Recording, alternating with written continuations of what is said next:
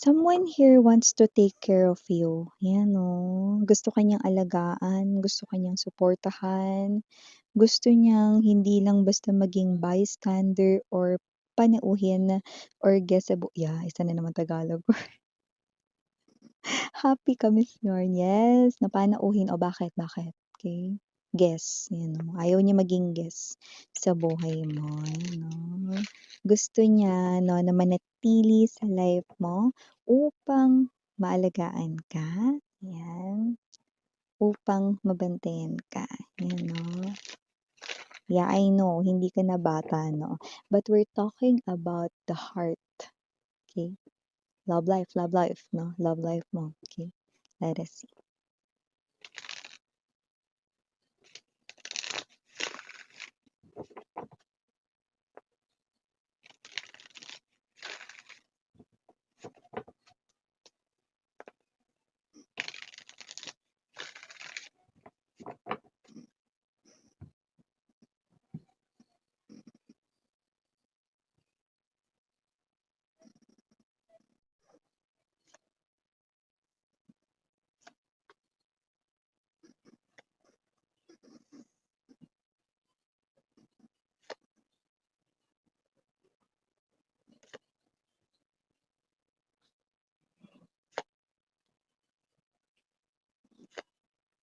Oh.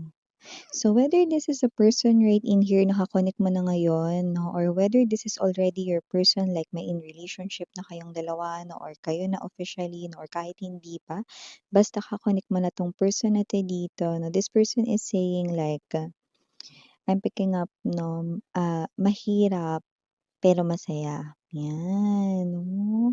Mahirap pero masaya. Yan, oh. Bakit mahirap, Miss yan? Yan, oh. Kasi nakita ko rito that with the two of wands right in here, no, this person here is someone na parang nakikita ka as someone who's moody, someone rito na parang merong mga paiba-iba ng moods or pag-uugali, no.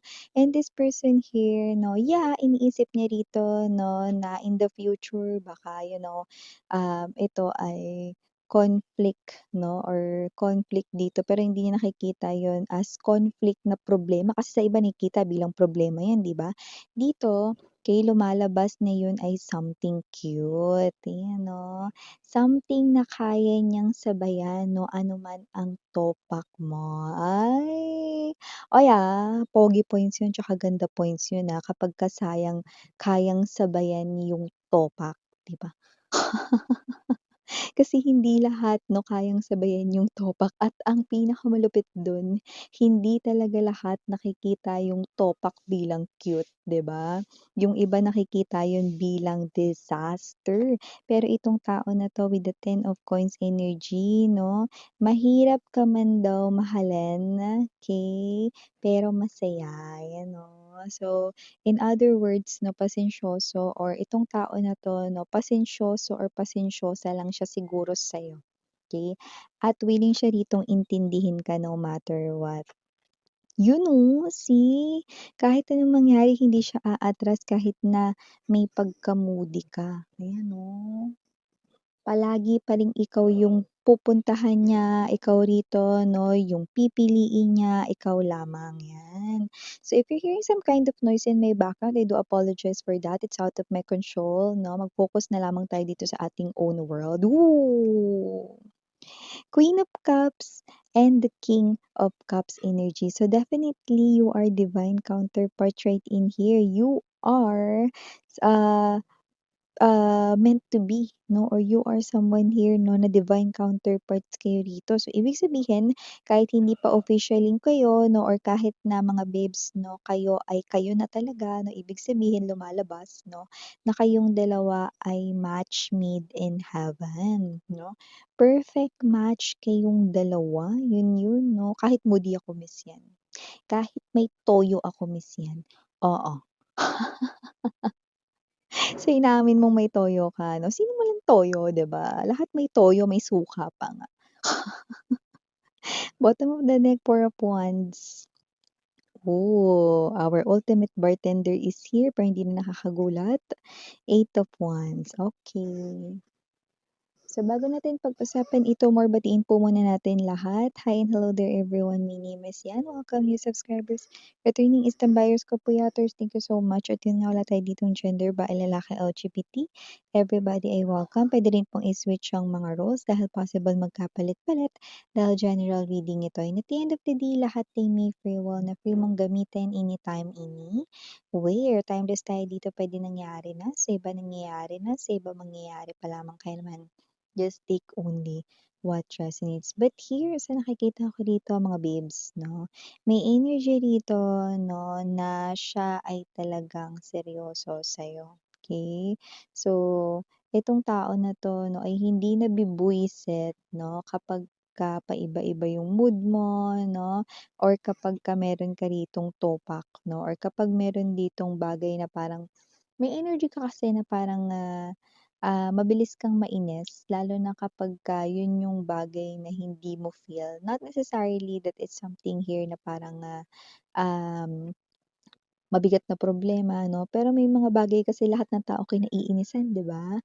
So nakikita ko rito kahit hindi directly dito sa person mo ikaw naiinis 'no, or sa ibang tao ka naiinis 'no, at nawi-witness 'yun ng person mo, this person of yours finds it cute, 'yan 'no. Kahit sa mga small details 'no, kahit sa mga pagkain or whatsoever 'no. So you are someone here 'no, na hindi mo 'to napapansin 'no, kasi nga busy ka 'no, doon sa kung ano yung bagay na nagge-get into your nerves mo. But your person finds it 'no, na parang something here very parang nakikita niya talaga yung mga mood mo or yung tantrums mo dito 'no, as delightful. 'Yan 'no, nakakaloka yun, kasi yung iba 'di ba, bahala ka diyan, huwag muna tayong mag-usap, 'di ba? Yung iba mga gano'n, 'no, talagang hindi kayang maki-ride on, talagang alam mo yun, sumasabay pa talaga, 'di ba? Pero ito naiintindihan niya 'no, at, yung mga I just heard maktol. So, yung mga pagmamaktol mo rito, yung mga tantrums mo na parang bata rito 'no, ang cute daw nun tingnan 'no. And yeah, this person here might see it 'no, as something 'no, na puwedeng, ah, conflict 'no, kapag kayo ay nagkaroon na rito ng sarili niyong pamilya 'no, or kung may pamilya na kayo nito kasi baka kasal na kayo nito with the Ten of Coins 'no. O yung iba naman 'no, seeing marriage na siya sa'yo rito. Hindi niya nakikita yun as conflict na problem 'no, nakikita niya yun na parang, paminsan-minsan 'no, na pahinga, 'yan 'no, sa kanya ritong, stressful and busy work or financial matters 'no. Because I don't know 'no, why I'm getting this vibe na kung sino man 'tong person na ka-connect mo, either hindi naman siya workaholic pero busy ang kanya ritong work or yung nature ng work niya. I don't know, maybe they're doing some kind of field work with the Eight of Wands present here.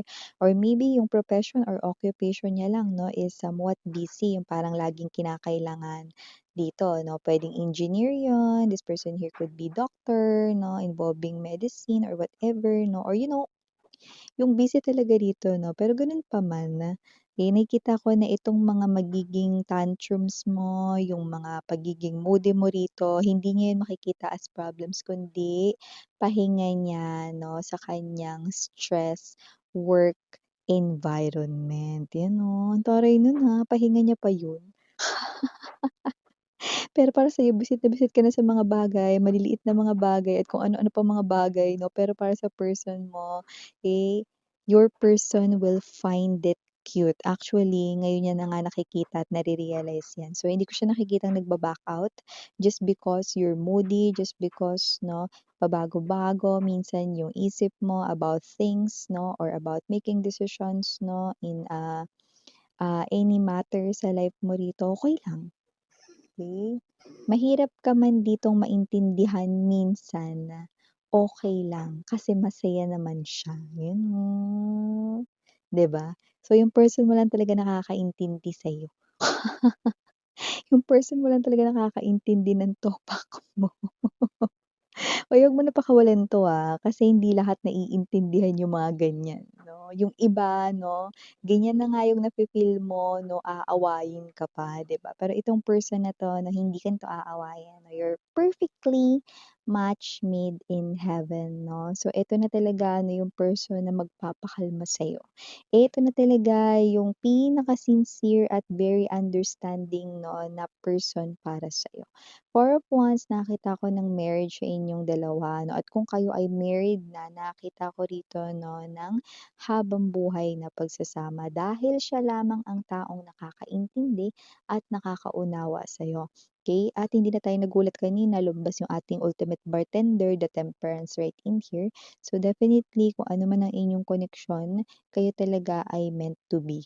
At ito ay lumalabas na magtutuloy-tuloy. Kung wala pa siya sa buhay mo, parating na yung taong maiintindihan dito ang bawat anggulo ng buhay mo. Mapa front view man yan, no? Mapa back or side view or whatever view, top view.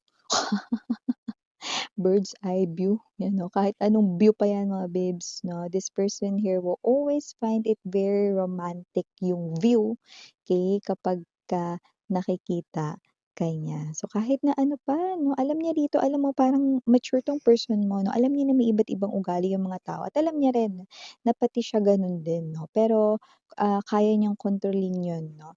At nakikita ko dito that your person here is really treating you 'no, na kanyang baby. Baby. Kagaya ng isang baby, willing siya ditong ihele ka kung hindi ka makatulog dahil kakaisip sa mga problema mo, okey?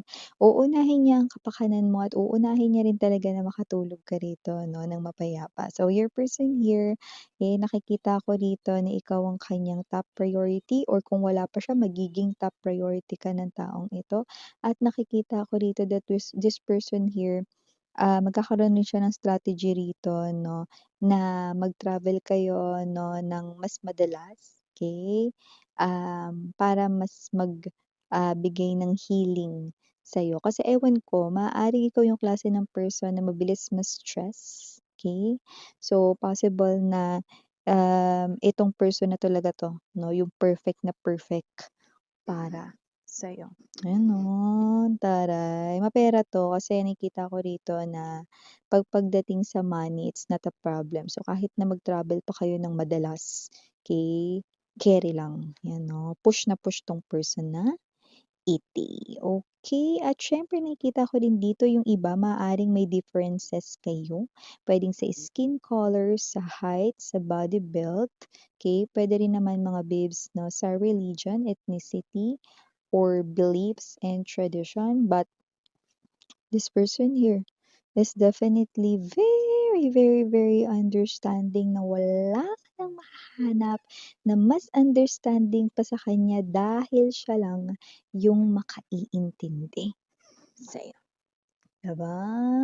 So, for the initials right in here, unang-una na letter K, we also have here S, andito rin A. For letter O might be more than one. We also have here letter C, andito rin ang letter T, andito rin ang letter F, and last but not the least, we have the letter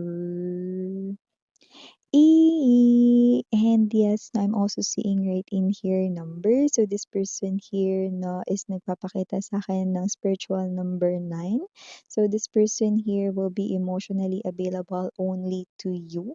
And this person is also someone who's strong and independent. Ma-effort din siya ni individual, and this person right in here ay someone na hindi selfish or makasarili, no? And also, no, for other number, I'm also seeing right in here number 4. So this person right in here will keep you safe and secured. And I do pick up that this person here is someone who's perfect kay na future spouse, no, husband material or wife material talaga ang peg niya. And last but not the least number, we have here number 8. So kasi naman tong energy na to, spiritual number 8 is being shown right in here. So itong tao na to ay someone na gusto niya rito 'no, na sabihin mo sa kanya kahit na ano, kung ano yung nilalaman, problema ng isip mo, kahit masaya ka or may problem ka, this person here wants you to tell him or her everything, okay? At, without any judgment 'no, ikaw ay kanya ritong iintindihin at tutulungan kung 'yan man ay problemang kailangang masolusyunan. Ote You really have here someone who's very warm and kind-hearted 'no, at nakikita ko rito 'no, na sa umpisa ng inyong pagkikita ang hirap talaga na hindi ka muling makipagkita sa kanya kung gan'to lang rin naman 'no, yung energy ng taong ito 'no, i-push mo na 'yan 'te.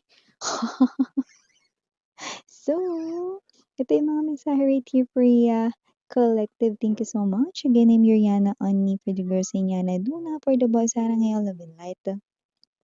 Ayun.